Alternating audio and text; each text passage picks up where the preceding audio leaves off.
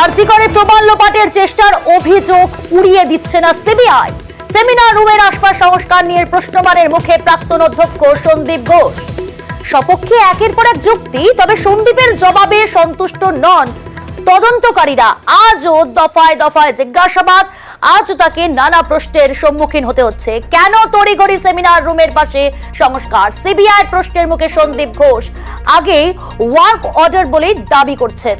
সন্দীপ ঘোষ এমনটাই দাবি করেছেন। ঘটনার পর ক্ষোভ সামলাতেই কাজ শুরুর দাবি করছেন সন্দীপ ঘোষ। রেস্টরুম, ওয়াশরুমের দাবি ছিল পড়ুয়াদের।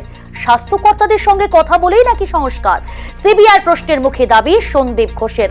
প্রাক্তন অধ্যক্ষের যুক্তিতে সন্তুষ্ট নয় সিবিআই, তাই আজও ফের সিবিআই হাজিরা আরজি করের প্রাক্তন অধ্যক্ষ সন্দীপ ঘোষের।